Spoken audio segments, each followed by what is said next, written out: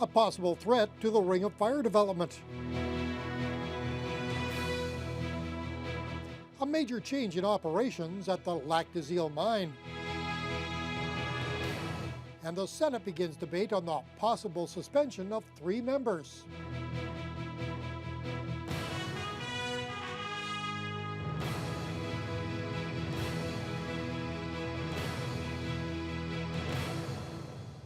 Good evening and thank you for being with us. A major player in the Ring of Fire is threatening to pull out of the project if the province can't ensure road access to the chromite deposit.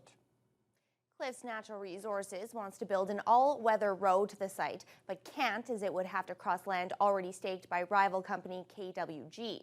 Cliffs officials are calling on the Ontario government to step in, saying without access, there is no project. Ryan Benazzo reports. When Ontario's Mining and Lands Commission dismissed Cliffs Natural Resources' application last month for an easement of KWG mining claims, it left Cliffs with no land on which to build a road to the Ring of Fire and left the massive project in what company officials have dubbed a tenuous state. If there's not access with the road, we potentially do not have a project. Environmental Affairs Director Jason Augeness admits he's not sure how long the company can keep spending money on the Ring of Fire without a way to move forward. He notes Cliffs is in ongoing talks with the province, and they're clear about what they want from the Ontario government. Ultimately, this is Crown land, regardless of the mining claim status. The province has the ability to expropriate land. They also have the ability to withhold a certain portion for infrastructure development. It's a hot topic at Queen's Park this week, with the government coming under fire for its handling of the much-touted project. But the company is about to pull out of Ontario because of the mess this government has made of the Ring of Fire. Thus far, the province isn't saying whether or not it will intervene in the land dispute, and Minister of Northern Development and Mines Michael Gravel is being careful with his words as they relate to Cliff's threat to pull the plug. I'm reluctant to comment on anything that Mr. Brewer or anybody else from Cliffs has said in terms of this project. I do certainly understand that they are keen to see the discussions move forward, and as are we. So is this all just rhetoric? Is Cliffs merely playing its cards in an effort to spur the process along? Perhaps, but Augeness insists that's not the case. I think this is an honest reflection of where the company is at in terms of evaluating the project and developing the project. We're still very much interested in this. We've invested quite a bit of time and effort in developing this. It's still a very attractive project. This is a potential showstopper, though, if we do not have access to the region. Ryan Benazzo, TBT News. 2 contentious issues were back at Thunder Bay City Hall last night: the potential removal of 11 tamarack trees and a possible ban on smoking on hospital property that divided some in the community and on council. Both matters were up for final approval last night, and they continue to be hotly debated. Dennis Ward has more. After being harassed and targeted, the family who first asked to have 11 tamarack trees near their property removed had withdrawn their request, but they didn't mind if council decided to move forward. All of the backlash against the initial decision and a deputation from a certified arborist wouldn't sway any votes on council, though. Paul Pugh was bewildered and amazed they were going to continue to take down the trees. There is not one expert, not one forester, not one roofer, nobody in administration that supports cutting these trees. Those against the move felt more and more people will call and ask for trees near their property to be removed, and that has so far been the case. But Ian Angus felt council shouldn't be worried about setting a precedent with nuisance trees. They should, however, be concerned with the time it took to make a decision. This is the precedent we're worried about, that it takes 7 years to make a decision about whether they're nuisance trees or not nuisance trees.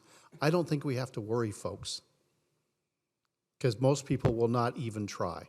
The 7-6 vote in favor of taking down the trees would remain unchanged. The tamaracks will be replaced with a new species at a cost of $8,500. The other contentious issue of the night was whether to allow Thunder Bay Regional to fine people for smoking anywhere on hospital property. I do believe there's probably a compromise position where there is a a safe place for them to smoke where they will not harm anyone but themselves, which they have the God-given right to do, you know. We do live in a free society. But others believed allowing people to continue to smoke on hospital property was the ultimate hypocrisy. A hospital, whose job it is to cure people who do these things to themselves, are trying to make a statement. And that is what's going to get out into the community. So, I mean, I thought this was a no-brainer from the beginning. Only councillors Bentz, Folds, and Gertuga would vote against the measure. The hospital intends to hand out fines to those who disobey the prohibition bylaw. Dennis Ward, TBT News. The group responsible for bringing a major golf tournament to the city say the event could have a total economic impact of $6 million. Thunder Bay Golf Classic has scored a 3-year deal with PGA Tour Canada to host a tournament at Whitewater Golf Course. But they're also looking for some financial help from the city to make sure it runs smoothly. The nonprofit organization says hundreds of players, caddies, family, and friends will fill more than 800 hotel beds during the tournament. They have received $10,000 from the city for next year's initial event, but they've asked for an additional $150,000 over the next 3 years to help make the golf tournament a success.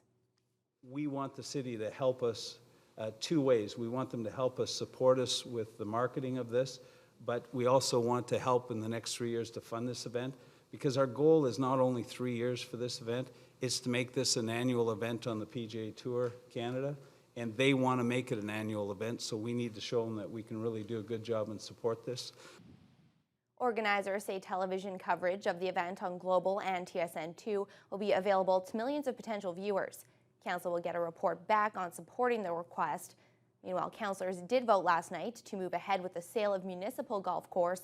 The city will soon ask for proposals for the property and sell the course at fair market value. The Dryden Police Association is hoping to stop the closure of the Police Communication Center in that community. The Dryden Police Board announced the shutdown last week as a cost-saving measure. The comm center has 9 full-time and 4 part-time employees and is slated to close in March.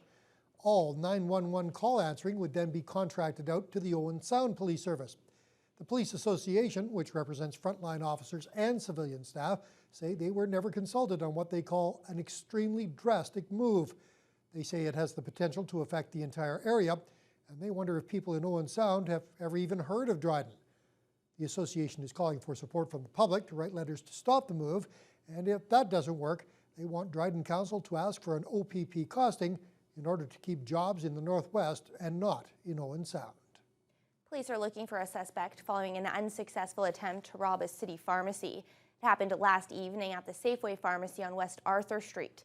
According to police, a man armed with a knife approached the pharmacy counter and demanded drugs, but he fled without receiving anything.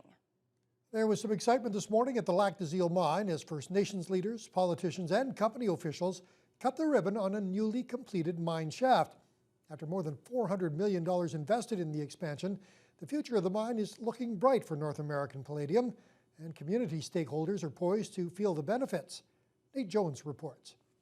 It's taken a few years to get to this point, and there's been challenges. But as the ribbon fell away, the first load of ore came tumbling out of the head shaft, bringing with it the promise of new sustainability. The company says the mine shaft will drastically improve production while lowering costs. Not too long ago, Lac des Îles was an open pit mine, with ore also ramped up from the bottom.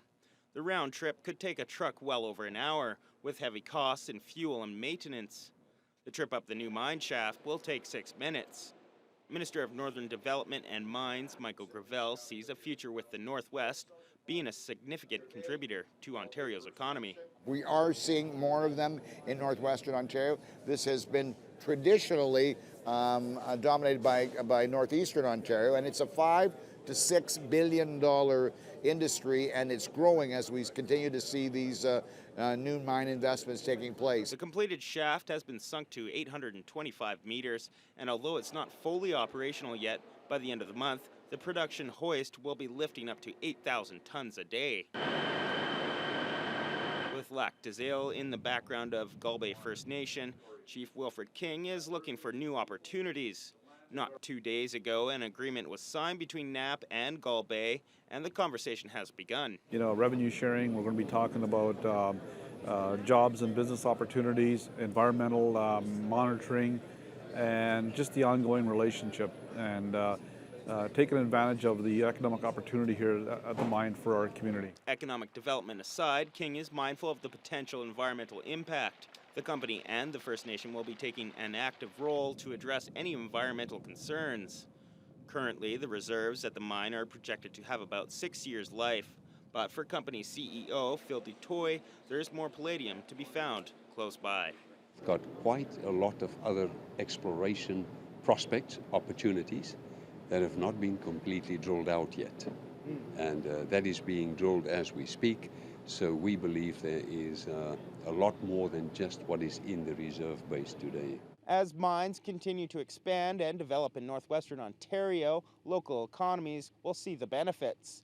But striking that balance between environmental stewardship and economic development is crucial in preserving the land that makes this region unique. Nate Jones, TBT News. Lake Superior is the fastest warming freshwater lake in the world. That news comes following a recent study at the University of Wisconsin. Lake Superior has warmed nearly 3 degrees Celsius in the past 30 years. That increase is higher than any other lake worldwide. According to the article, that warming may be due in part to the large size of the lake.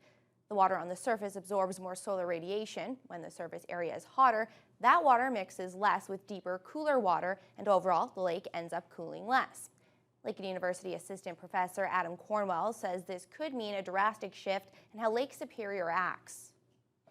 One projection is that within 30 years, ice-free conditions will be normal for Lake Superior.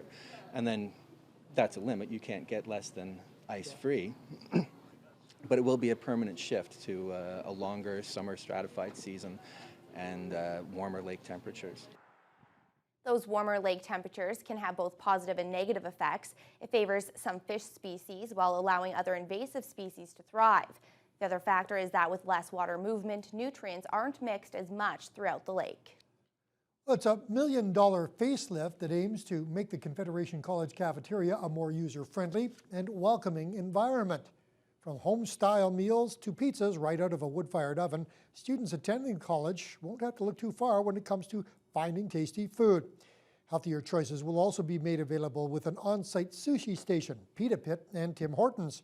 School officials say they had a vision 2 years ago when they began seriously thinking about reinventing the cafeteria. We looked at other places and we said, we want people to see how it's prepared so they have more confidence in it. And if they want something a little different, they can speak up and ask, and we'll be flexible enough to meet their needs. So that's certainly a direction we've been going in. Each booth in the cafeteria is also equipped with a plug-in so students won't have to search the school to charge their computers. The Canadian Cancer Society is encouraging ladies to talk about breast cancer woman to woman. A new program was launched today. It aims to encourage female residents across Thunder Bay and Canada to become women-to-women ambassadors to spread the word about the importance of mammograms. 1 in 9 women will get breast cancer in their lifetime, but the good news is that 61% of females in our province are being screened for the disease. The Woman to Woman campaign aims to increase that. Ladies can sign up online to become an ambassador. When they do, they will receive 11 thingamaboobs, which show the difference in sizes of lumps that are detected through different screening processes. The staff at Maurice's are on board because many of them have been directly affected by breast cancer. Each member of our management team has become a woman-to-woman ambassador. So we have these wonderful thingamaboobs that we'll be educating women about and hopefully talking about it with them in our store. Early detection is key. Our tagline is find it before you feel it. It's always important to detect it early so that the physicians can get a look and treatment can begin sooner rather than later. The earlier you find it, the better it is. I mean, I didn't find it till it was like this size, and I had to go through a lot of treatment, being, lumpectomy, chemotherapy, double mastectomy, radiation. If you get your mammogram every 2 years, you should be pretty good if you find it at this size here in preventing. So it's good to just talk about it with your friends, and it's not something to be afraid of. You have to take your health into your own hands. Ambassadors can use the keychain ornament to make the conversation easier. Breast cancer remains the most commonly diagnosed cancer in Canadians.